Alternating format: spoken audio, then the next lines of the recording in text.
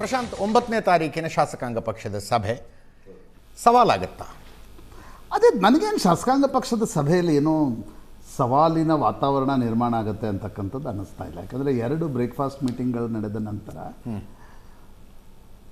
ಮೇಲ್ಮಟ್ಟಕ್ಕೆ ಮತ್ತು ತಳಮಟ್ಟದಲ್ಲಿ ಏನೂ ಬದಲಾವಣೆ ಆಗಿಲ್ಲ.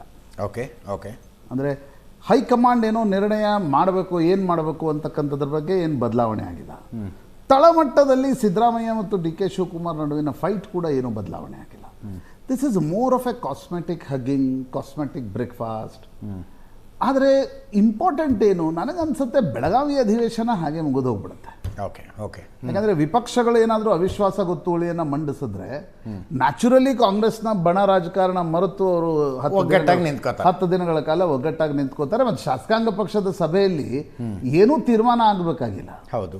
ಒಂದು ವೇಳೆ ಡಿ ಕೆ ಶಿವಕುಮಾರ್ ಪರವಾಗಿ ಶಾಸಕರು ಮಾತಾಡಿದ್ರೆ ಸಿದ್ದರಾಮಯ್ಯನವ್ರ ಪರವಾಗೂ ಮಾತಾಡ್ತಾರೆ. ಹಿಂಗಾಗಿ ಆ ಗಲಾಟೆಯಿಂದ ಏನು ಡಿ ಕೆ ಶಿವಕುಮಾರ್ಗೂ ಲಾಭ ಇಲ್ಲ, ಸಿದ್ದರಾಮಯ್ಯನವ್ರಿಗೂ ಏನು ಭಾಳ ದೊಡ್ಡ ಲಾಭ. ಬಟ್ ಆಗಬಹುದಾದ ಸುದ್ದಿ ಸಿದ್ದರಾಮಯ್ಯನವ್ರಿಗೊಂದು ಮುಜುಗರ ತರಬಹುದು. ಮುಜುಗರ ಅದು ಡಿ ಕೆ ಶಿವಕುಮಾರ್ಗೂ ನಾಳೆ ಗಂಟಾಗಬಹುದು. ಈಗ ಸಿದ್ದರಾಮಯ್ಯನವರು ಹೈಕಮಾಂಡ್ ಕರೆದಾಗ ಮಾತಾಡ್ಲಿಕ್ಕೆ ತಯಾರಿದ್ದಾಗ ನೀವು ಶಾಸಕಾಂಗ ಪಕ್ಷದ ಸಭೆಯಲ್ಲಿ ಏನಾದರೂ ಗದ್ದಲ ಗಲಾಟೆ ನಡೆದ್ರೆ ಕ್ವಶನ್ ಆಫ್ ಪ್ರೆಸ್ಟೀಜು ಕೂಡ ಆಗುತ್ತೆ. ನನಗನ್ಸುತ್ತೆ ಅಜಿತ್, ಇದು ಜನವರಿ 14ರ ನಂತರ ಹೈಕಮಾಂಡ್ ಇಬ್ಬರನ್ನೂ ಮತ್ತು ಉಳಿದ ನಾಯಕರನ್ನು ಕೂಡ ದಿಲ್ಲಿಗೆ ಕರೆಸಿ ಅಂತಿಮವಾಗಿ ಒಂದು ತೇಪೇನೋ ಅಥವಾ ಇವತ್ತಿನ ಈಗೇನೊಂದಿದೆ ಅದನ್ನು ಇನ್ನಷ್ಟು ಗಟ್ಟಿಮುಟ್ಟಾದ ತೇಪೇನೋ, ನಾಯಕತ್ವ ಬದಲಾವಣೆಯೋ ಅಥವಾ ಒಂದು ಟೈಮ್ ಲೈನ್ ಅನ್ನು ಫಿಕ್ಸ್ ಮಾಡಬೇಕಾಗತ್ತೆ.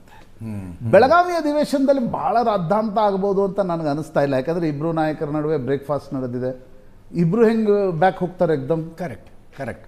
ಹೈಕಮಾಂಡ್ ಮಾತು ಕೇಳ್ತೀವಿ ಅಂತಂದವರು ದಿಲ್ಲಿಗೆ ಮಾತುಕತೆಗೆ ಕರೆಯದೆ ಹೌದು, ಅದು ಹೆಂಗೆ ಅವರು ಇಬ್ಬರು ಬ್ಯಾಕ್ ಹೋಗ್ತಾರೆ? ಹೋಗ್ಲಿಕ್ಕೆ ಆಗಲ್ಲ. ಬಟ್ ಜನವರಿ 14ರ ನಂತರ, ಯಾಕಂದರೆ ಈ ರಾಜಕಾರಣಿಗಳು ಬಹುತೇಕರು ಇವರೆಲ್ಲರೂ ಜ್ಯೋತಿಷ್ಯ ನಂಬೋರು ಜಾಸ್ತಿ, ಒಳ್ಳೆ ದಿನ ನೋಡೋದು ಜಾಸ್ತಿ, ನ್ಯಾಚುರಲಿ ನೋಡ್ತಾರೆ. ಹಾಗಾಗಿ ಉತ್ತರಾಯಣದಲ್ಲಿ ಇದು ಮತ್ತೆ ಒಂದು ಹೊಸ ಸ್ವರೂಪವನ್ನು ಪಡೆದುಕೊಳ್ಳುತ್ತೆ ಅನ್ಸುತ್ತೆ.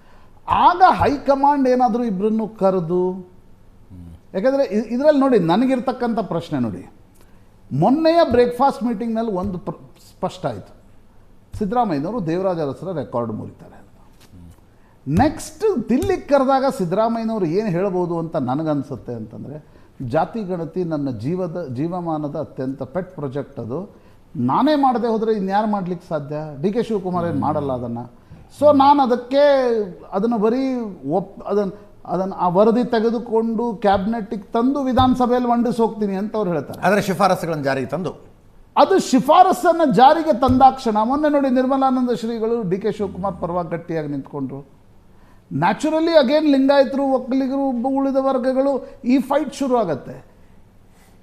ಈ ಫೈಟ್ ಅವ್ರೇನು ಹೇಳ್ತಾರೆ, ನಾನು ವಿಧಾನಸಭೆ ಅಧಿವೇಶನಕ್ಕೆ ಹೋಗ್ತೀನಿ ಅಂತ, ಅಂದರೆ ಅದರಲ್ಲಿ ಬಜೆಟ್ಟು ಮಂಡಿಸ್ತೀನಿ ಅಂತಾರೆ. ಹೌದು. ಆಗ ಹೈಕಮಾಂಡ್ ಏನು ಮಾಡುತ್ತೆ, ಆಗ ಡಿ ಕೆ ಶಿವಕುಮಾರ್ ಏನು ಮಾಡುತ್ತೆ? ಬೆಳಗಾವಿ ಅಧಿವೇಶನದಲ್ಲಿ ಏನು ಅಂದರೆ ನನಗೇನೋ ಭಯಂಕರ ಕುತೂಹಲ ಬೆಳಗಾವಿ ಬಗ್ಗೆ ಇಲ್ಲ, ಬಟ್ ಒಳಗಿದ್ದೊಳಗೆ ಸಭೆಗಳು ನಡೀತಾವಲ್ಲ. ಒಳಗಿಂದ ಯಾವ ಸಭೆನೂ ಇಲ್ಲ ಸರ್. ಯಾಕೆ ಹಿಂಗೆ ಊಟಾಗ್ತೀರಿ? ಸುಮ್ಮನೆ ರೀ ಸರ್, ನೀವು ಅಂತೀರಿ ಅಂತ ನಮಗೆ ನಿರೀಕ್ಷೆ ಇದೆಯಾ? 100%. Thank you Prashanth. ಇದರೊಂದಿಗೆ ಇವತ್ತಿನ ಲೆಫ್ಟ್ ರೈಟ್ ಹ್ಯಾಂಡ್ ಸೆಂಟರ್ ಮುಗಿಸ್ತಾ ಇದ್ದೀನಿ. ನೇರ ದಿಟ್ಟ ನಿರಂತರ ಸುದ್ದಿಗಾಗಿ ನೋಡ್ತಾ ಇರಿ ಏಷ್ಯಾನೆಟ್ ಸುವರ್ಣ ನ್ಯೂಸ್.